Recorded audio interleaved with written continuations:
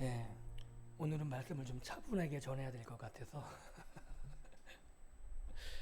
한 주간 평안하셨습니까? 아멘. 함께 인사를 한번 나눠볼까요? 사랑합니다. 축복합니다. 찬양합니다. 축복합니다. 예, 오늘을 살아간다는 게 쉽지만은 않은 것 같습니다. 100년 전만 해도 하루에 세 끼를 먹는다는 게 정말 쉽지 않았습니다. 왕궁에 사는 사람들이나 귀족들 정도나 하루에 세 끼를 먹었지. 한 끼 먹으면 잘 먹는 삶. 그래서 오죽했으면 지금도 북한 그 정권은 하얀 쌀밥에 고깃국, 그게 염원이고 그게 나라의 비전이에요. 그러니까 지금 우리나라처럼 하루에 세 끼를 마음껏 제공될 수 있다는 것, 이런 나라도 지금 전 세계에 많지 않은 것이 현실입니다. 그렇게 우리나라가 부해졌음에도 불구하고 많은 걱정과 두려움에 오죽했으면 젊은이들이 헬조선 이란 말을 하면서 비전이 없다고 결혼을 하지 않으려고 그러고 자녀를 낳지 않으려고 그러고, 이런 가운데 우리가 살아가고 있습니다. 그리고 신앙을 가졌다고, 예수님을 믿는다고, 하나님을 아버지라 고백하면서도 그런 세상의 두려움이 여전히 우리를 위협하는 시대에 살아가고 있습니다. 그래서 하루에 몇 번씩 인생의 그리고 삶의 계산을 하면서 살아가게 됩니다. 가게 문을 닫고 나오면 오늘 매출이 얼마일까 머리에서 계산해 보기도 하고요. 얼마나 되면 나갈 돈과 들어오는 돈을 머리로 계산해 봅니다. 그리고 잠자리에 누워서는 어떨 때는 지나온 인생들을 돌이켜보며 내가 수지에 맞는 인생을 살아가고 있다, 그런 계산을 하며 살아가기도 합니다. 그런데 어떤 날에는 아무리 계산하려고 해도 답이 나오지 않고 마음에 답답한 날들이 우리 가운데 있고 앞으로 그런 날들을 살아가게 될 것입니다.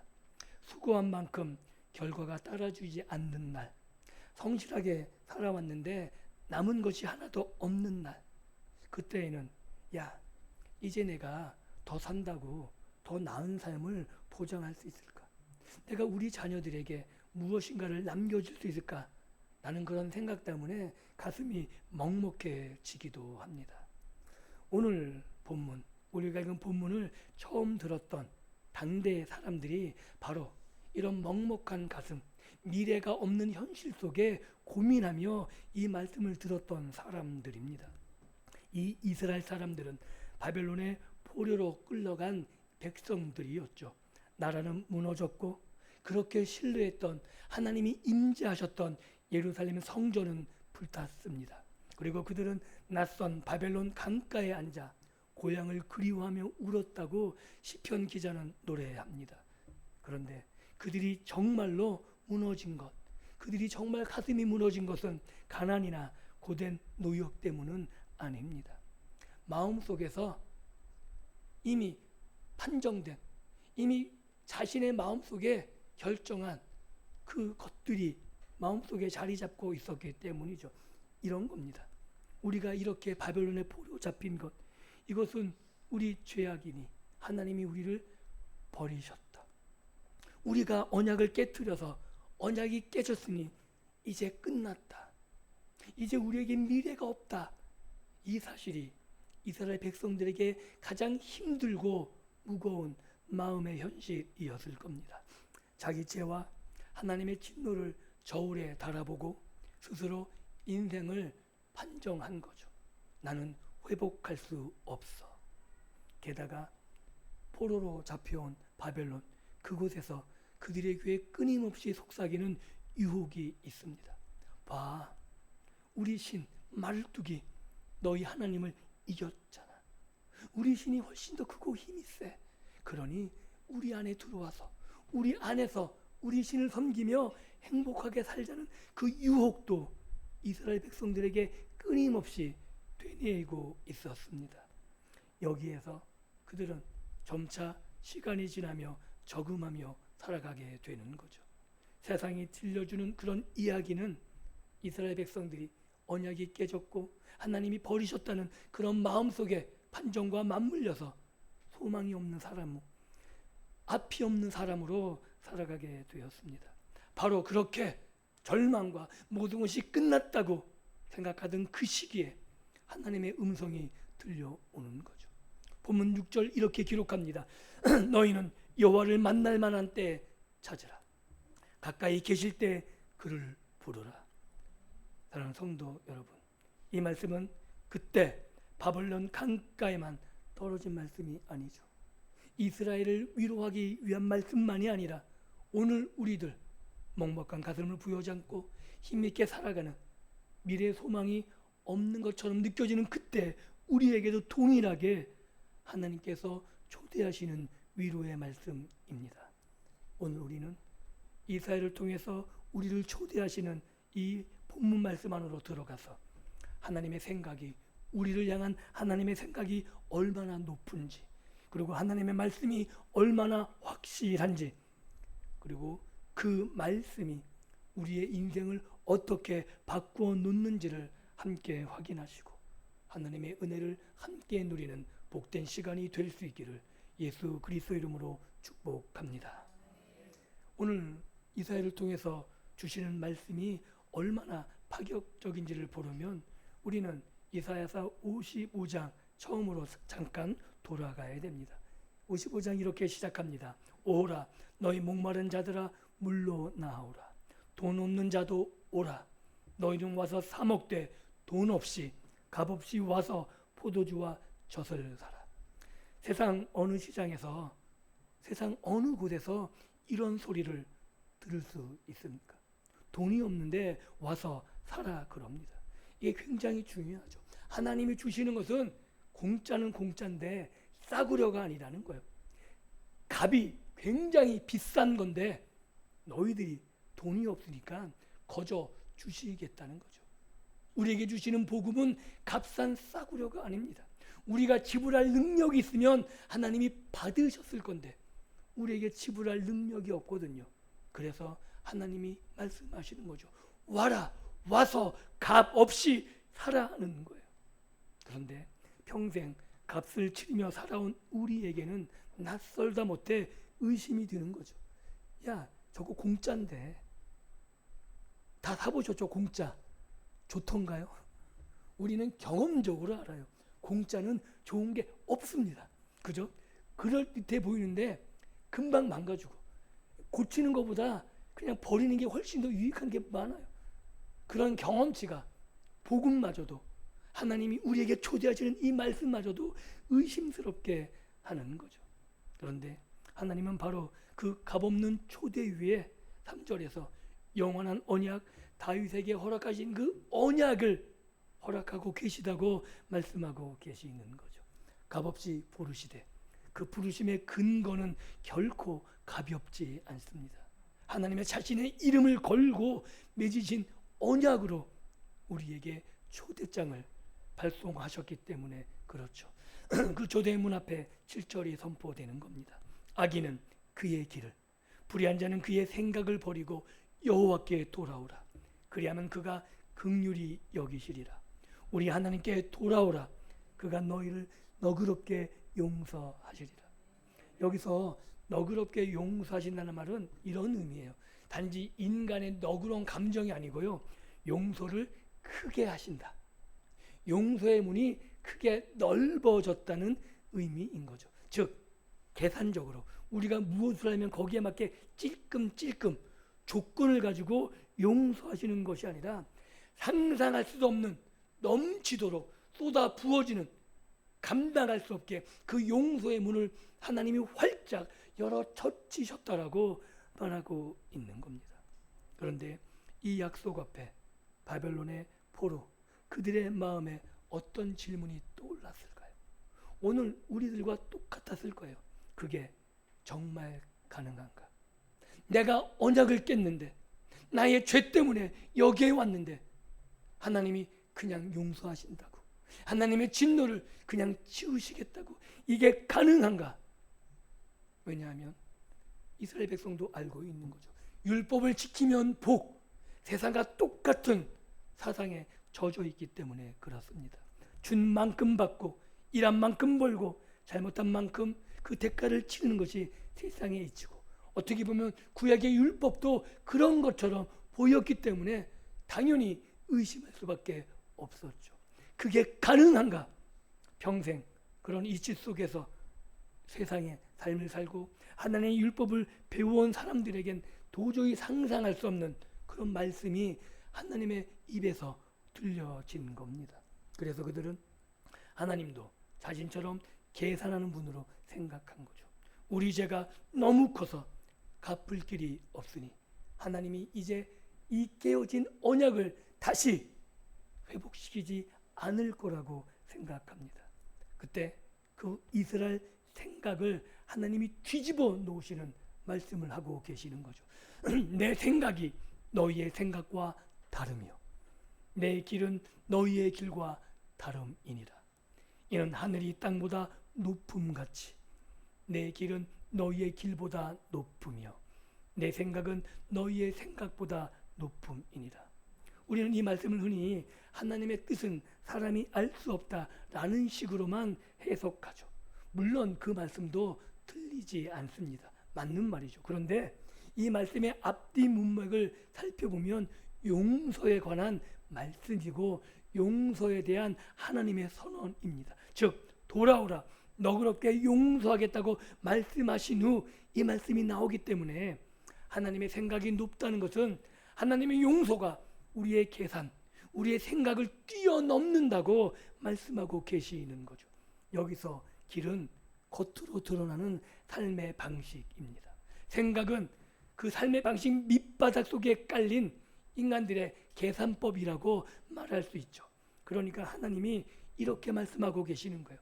너희 평생 몸에 익힌 그 셈법, 그 계산으로 나를 제한하지 말아라. 하늘이 땅에서 얼마나 먼지 올려다봐라. 너희를 용서하려는 내 마음은 너희의 절망보다 얼마나 높은지 하늘을 보면서 너희가 헤아려 봐라. 이렇게 말씀하고 계시는 거죠. 사랑하는 성도 여러분, 우리는 몇 번 용서하다가 지치는 사람입니다. 상처를 준 사람의 얼굴만 떠올려도 마음이 굳어지는 사람들입니다. 용서를 하더라도 마음 한 구석엔 남겨두죠. 다음에 또 잘못하면 그래서 지난 것까지 그것을 꺼내들고 퍼부어대는 것이 우리의 심정이죠. 그래서 하나님도 그렇게 지치셨을 것 같고 나 같은 사람은 진작 포기하고 버리셨다라고 생각하기 쉽습니다. 그런데 오늘 말씀이 분명하게 우리에게 선언하고 있습니다. 하나님의 생각이 아니라는 거죠. 우리의 생각이지 그런 생각과 하나님의 생각은 다르다는 겁니다. 하늘의 판결, 우리는 땅의 판결만 생각하는데 하나님께서는 하늘의 판결로, 우리와 다른 판결로 우리에게 찾아오신다는 겁니다. 그래서 그 판결문이 오늘 우리의 소망이 될 수 있기를 예수님의 이름으로 축복합니다. 즉 하늘의 법정, 하늘의 판결은 아직 열려 있고 하나님의 판결은 우리의 판결보다 하늘만큼 높다는 사실, 이것이 오늘 우리의 위로이고 소망이 될 수 있기를 예수님의 이름으로 축복합니다. 그래서 하나님께 돌아온다는 것은 단지 우리의 나쁜 행실 몇 가지를 고치는 것 그 이상인 거죠. 7절이 말하듯 자기의 길과 자기의 생각을 버리는 일, 곧 평생 붙들고 살아온 내 삶의 길을 내려놓고 하나님의 말씀을 붙잡는 겁니다. 내가 갚을 수 있는 만큼 용서받는다는 이 내 생각을 내려놓고 하나님 앞에 나를 향한 값없는 하나님의 용서, 이것을 받아들이는 것, 이것이 성경이 말하는 회개입니다. 그래서 우리는 하나님이 우리에게 용서를 베푸실 때 그 용서를 받아들이고 하나님 앞에 나와 은혜를 간구할 수 있는 믿음의 삶으로 나아가시기를 다시 한번 예수님의 이름으로 축복합니다. 그리고 또 한 가지 의문이 우리에게 떠오르게 되죠. 말씀은 좋습니다. 그런데 말뿐이면 어떻게 해야 합니까? 하나님은 그렇게 말씀하시지만 그게 하나님, 우리 인간처럼 하나님의 말뿐인 거라면 우리가 그 말씀을 신뢰할 수 있겠습니까? 왜냐하면 우리는 수없이 사람들의 말에 속고 그 약속들이 깨지는 것을 수없이 경험했기 때문에 그렇습니다. 약속이 얼마나 쉽게 깨지는지, 인장을 찍고 도장을 찍고 그래도 뒤집어지는 게 사람 간의 약속인 거죠. 그래서 나이가 들면 좋은 말일수록 의심부터 합니다.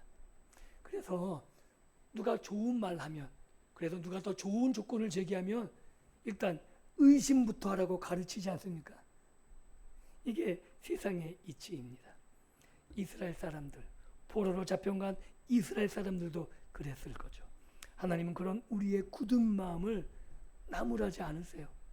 그렇게 왜 그런 어리석은 생각을 하느냐고 나무라지 않습니다. 오히려 우리의 눈을 땅에 고정하지 말고 하늘을 보게 하시는 겁니다.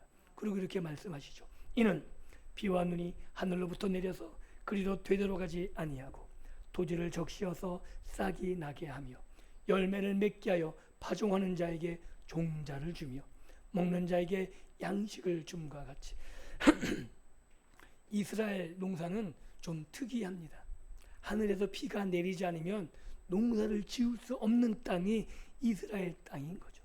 그래서 늦은 비와 이른 비, 이 두 비가 이스라엘에게는 절대적입니다. 그런데 이 비만 있으면 풍요를 누릴 수 있는 땅이죠. 그렇게 비가 내리면 오늘 먹을 양식, 그 양식이 주어질 뿐만 아니라 그 비를 통해서 미래의 양식도 준비할 수 있는 겁니다. 즉 비는 두 가지, 오늘 먹을 양식과 내일 심을 종자, 오늘의 필요와 내일의 소망을 비를 통해서 하나님이 허락하신다고 말씀이 주어졌다는 거죠. 즉 하나님의 말씀이 우리의 삶에 하시는 일이 이렇다는 겁니다. 하나님의 말씀은 오늘 하루를 견디게 하는 양식이 되어 줌과 동시에 우리 마음밭에 내일의 소망이라는 씨앗을 심어둡니다. 당장의 위로만 주고 끝나는 것이 아니라 아직 오지 않은 계절을 나의 미래를 준비시키는 말씀으로 하나님이 오늘 우리에게 다가오신다고 말하고 계십니다. 그래서 내 입에서 나가는 말도 이와 같이 헛되이 내게로 되돌아오지 아니하고 나의 기뻐하는 뜻을 이루며 내가 보낸 일에 형통함이니라. 이게 하나님의 말씀의 권능이고 능력입니다. 헛되이라는 말은 이런 의미예요. 빈손으로 돌아오지 않는다. 우리가 알고 있죠. 사람의 말은 빈손으로 돌아올 때가 많습니다. 그래서 공약이라 그러죠. 헛된 약속. 그런데 이 우리의 마음이 약속을 남발하지만 이게 우리가 약해서 그런 거라는 건 우리가 익히 알 겁니다. 자녀에게 공약을 남발해 보신 적 있으시죠? 그게 사랑하는 마음이 없어서가 아니라 자녀를 달래기 위해서든 정말 그 약속을 하고 싶었는데 그때 하필 우리의 재정이 어려워지면 어쩔 수 없이 빈 공약이 되는 거잖아요. 우리는 그렇게 약한 겁니다. 그런데 하나님의 말씀은 빈손으로 돌아오는 법이 없다는 거죠. 태초에 창세기 1장에서 빛이 있으라 하심에 빛이 있었던, 빛을 만들어내셨던 그 말씀하시면 그대로 되기 때문에 창세기 1장에 계속 반복되죠. 그대로 되니라. 그대로 되니라. 그래서 어떻게 돼요? 보시기에 좋았더라. 하나님이 명령하시면 견고히서는 창조의 말씀, 그 말씀이 하나님의 능력의 말씀이고, 그리고 그 말씀은 절대 빈손으로 돌아오지 않습니다. 그리고 성경은 이 말씀이 마침내 어디까지 내려왔는지를 보여주죠. 요한복음은 이렇게 선언합니다. 태초에 말씀이 계시니라. 그리고 그 말씀이 육신이 되어 우리 가운데 거하시네. 하늘에서 내려온 비가 땅의 흙 속으로 스며들듯이 하나님의 말씀이신 예수 그리스도께서 이 땅의 가장 낮은 자리까지 내려오셨습니다. 그리고 그분은 빈손으로 돌아가지 않으셨죠. 십자가 위에서 다 이루었다라고 선언하시고 아버지께서 보내신 일을 남김없이 이루고 나서야 하늘로 돌아가셨습니다. 이것이 말씀의 능력이고 말씀의 은혜입니다. 그래서 우리는 또 한 가지 살펴볼 것이 있는데 바로 55장 두 장 앞에 있는 이사야 53장의 말씀입니다. 예수님 하신 일을 잘 표현하고 있죠. 그가 찔림은 우리의 허물 때문이요 그가 상함은 우리의 죄악 때문이라. 이것이 하신 일이거든요. 조금 전에 우리가 물었던, 우리가 생각했던 어떻게 용서가 가능하다는 답이 여기에 있는 겁니다. 값이 없는, 공짜가 아니라 그 값을 대신 치른 분이 있었기 때문에 하나님이 초청하시는 거예요. 값 없이 와서 살아. 하나님이 대신 지불하셨기 때문이죠. 그 고난의 종이 계셨기 때문에 가능한 용서라고 말하고 있는 겁니다. 하나님의 생각이 우리보다 높다는 것은 결국 아들을 내어주면서 우리를 용서하시는 그 사랑이 우리의 상상, 우리의 생각보다 높다는 말이라고 성경이 말하고 있는 겁니다. 그러므로 사랑하는 성도 여러분, 지금 우리의 삶이 아무리 메마른 땅 같다 할지라도 낙심하지 마십시오. 비가 땅속으로 스며드는 모습은 우리 눈에 보이지 않습니다. 그러나 봄이 되면 싹이 나고 반드시 자라나게 됩니다. 그 이유는 비가 와서 물이 고여있기 때문인 거죠. 말씀도 그렇게 일하십니다. 주일마다 듣는 설교가 새벽마다 아침마다 묵상하는 그 한 구절 한 구절이 아무것도 하지 않는 것처럼 보여도 그 말씀은 지금 이 시간에도 우리의 마음 밭 깊은 곳에서 조용히 일하고 계십니다. 하나님의 말씀은 반드시 보내신 그 일을 이루고 나서야, 형통케 하고 나서야 하나님께 돌아갑니다. 그러니 메마른 계절에 우리가 할 일은 낙심하고 절망하고 한숨 짓는 것이 아니라 계속해서 말씀의 비를 맞는 겁니다. 농부는 비가 스며드는 것이 보이지 않는다고 밭을 갈아엎지 않는 거죠. 하늘을 신뢰하며 그 밭을 짓고 농사를 끊임없이 수고하며 짓습니다. 우리도 바로 그런 자리를 지키며 말씀 앞에 머무는 인내가 필요합니다. 그 말씀이 우리를 자라게 할 것이고 그 말씀이 우리를 회복해 할 것입니다. 그렇다면 말씀이 그 일을 다 이루면 우리에게 어떤 일이 벌어질까요? 그게 본문 12절 13절에 아주 눈부신 광경으로 펼쳐 보입니다. 너는 기쁨으로 나아가며 평안히 인도함을 받을 것이요 산들과 언덕들이 너희 앞에 노래를 바라고 들의 모든 나무가 손뼉칠 것이며 잣나무는 가시나무를 대신하여 나며 화석류는 찔레를 대신하며 날 것이라. 이것이 새로운 출애굽의 그림인 거죠. 옛날 애굽에서 나올 때 그들의 조상은 한밤중에 쫓기듯 도망쳐 나왔습니다. 그런데 이제 바벨론에서 제2의 출애굽을 하는 포로 기와는 다르다는 거죠. 두려움의 탈출이 아니라 기쁨의 행진일 것입니다. 백성이 길을 몰라 헤매는 것이 아니라 하나님이 친히 앞서가시며 이끄는 평안한 행렬이라고 하나님이 말씀하고 계십니다. 그리고 그 행렬 앞에서 산들이 노래하고 들의 나무들이 가지를 마주쳐 손뼉을 치는 놀라운 영광을 보여주고 있는 겁니다. 그리고 이 그림에서 우리가 주목할 부분이 있죠. 기쁨과 평안이 백성들이 만들어낸 것이 아닌 겁니다. 그들이 형편이 좋아져서 기뻐한다는 것이 아니죠. 길이 훤히 보였기 때문에 양탄자길이 깔렸다고 좋아한 것이 아닙니다. 마찬가지로 우리의 기쁨도 똑같은 거죠. 우리의 물질이 쌓여져 가고 우리가 세상적으로 많은 것을 누렸다고 기쁨의 근거가 되지 않은 겁니다. 나를 용서하시고 손잡아 이끄시는 하나님이 기쁨의 근거가 될 때 마른 광야, 메마른 사막 같은 곳에서도 우리의 기쁨은 줄어들지 않을 것이고 우리의 평안은 사그러들지 않을 것입니다. 그리고 이렇게 이사야 시인이 노래한 이 내용이 과장일까요? 많은 사람들은 이것을 과장했다고 표현해요. 그런데 성경은 과장하지 않습니다. 왜냐하면 성경은 처음부터 사람과 땅의 운명을 하나로 묶어 놓고 있죠. 아담이 범죄했을 때 땅이 저주받았다 그래요. 그래서 가시와 엉겅퀴를 냈다 그럽니다. 또한 신약의 사도 바울이 이렇게 이야기하죠. 피조물이 지금까지 함께 단식하며 하나님의 자녀들이 나타나기를 고대한다고. 왜요? 인간의 죄 때문에 신음하고 있거든요. 그런데 사람이 하나님께 돌아오면, 사람이 회복되면 온 피조물이 동일하게 같이 회복되기 때문에 그들도 기뻐한다고 말하고 있는 겁니다. 그것을 노래하고 있는 거죠. 그래서 13절에 가시나무가 뽑힌 자리에 잣나무가 자라고 찔레 자리에 향기로운 화석류가 피어나는, 즉 죄로 말미암은 저주가, 언약의 저주가 다 사라지고 회복된 피조 세계가 우리 눈앞에 펼쳐질 것을 말하고 있는 겁니다. 우리가 알고 있죠. 가시나무는 에덴에서 쫓겨나던 날에 땅에 내린 하나님의 저주의 표식임을.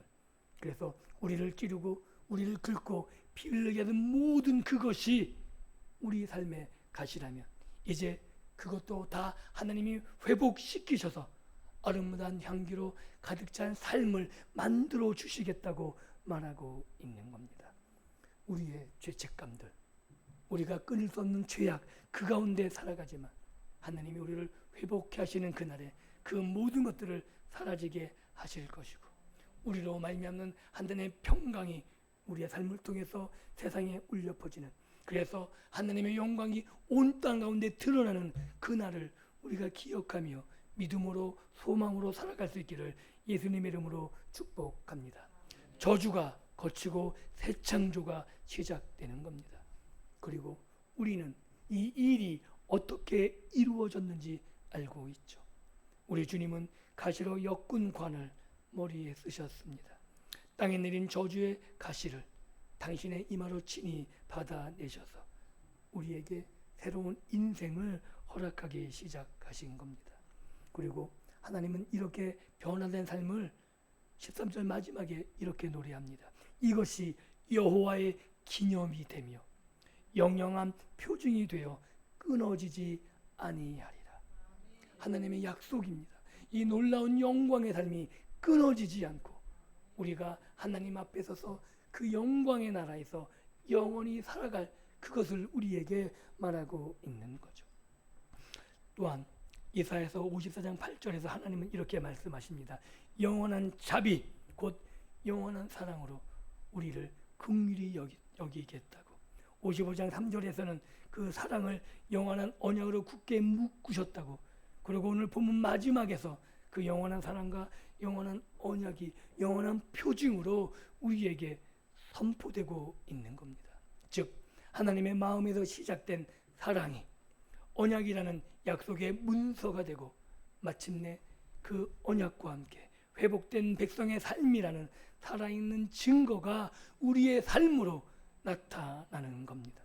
그래서 용서받고 새로워진 백성의 삶 자체가 하나님의 이름이 새겨진 기념비입니다. 즉 여러분이 하나님의 기념비인 거죠. 세상이 결코 지울 수 없는 영원한 표징이 저와 여러분의 삶이 되는 겁니다. 그리고 끊어지지 아니하라는 이 마지막 약속, 이것은 다시는 언약이 파기되어 백성들이 끊쳐지는 일이 없게 할 것이라는 하나님의 굳은 다짐인 거죠. 즉 우리에게 결단과 의지를 요구하는 것이 아니라 하나님 편에서 의지를 가지고 일하시겠다고 말씀하고 계신 겁니다. 그래서 세상 사람들은 보이지 않는 하나님을 어떻게 알 수 있을까요? 가시나무 같던 한 사람이 잣나무처럼 변해가는 것을 볼 때 우리가 세상 사람들 앞에서 손해보며 절망 가운데 있는 것 같은 그 삶 속에서도 소망이 있고 행복이 넘치고 우리 안에 빼앗기지 않는 그 기쁨을 보여줄 때 그 하나님이 우리에게 하신 일들을 세상 사람들이 바라보며 고백하게 되는 거죠. 하나님이 계시는구나. 하나님이 지금도 일하시는구나. 그래서 우리의 삶을 통해서 믿지 않는 우리의 가족들이 있다면 우리의 가족들이, 우리의 일터에서 우리를 만나는 사람들이 오늘 하나님이 일하시는 모습들을 볼 수 있기를 예수님의 이름으로 축복합니다. 말씀을 맺습니다. 오늘 본문 이 영광스러운 약속은 하나의 초대로 우리에게 펼쳐집니다. 너희는 여호와를 만날 만한 때에 찾으라. 가까이 계실 때 그를 부르라. 만날 만한 때가 언제입니까? 바로 지금이라고 말합니다. 바벨론 포로 앞에 이스라엘 백성 그때였고, 오늘 우리는 예배하는 이 시간이 하나님을 만날 때이고 하나님을 부를 때입니다. 말씀이 선포되고 있는 지금 하나님께서 은혜로 가까이 다가와 계십니다. 사랑하는 성도 여러분, 이번 한 주간 우리는 다시 각자의 삶의 자리에 서게 될 겁니다.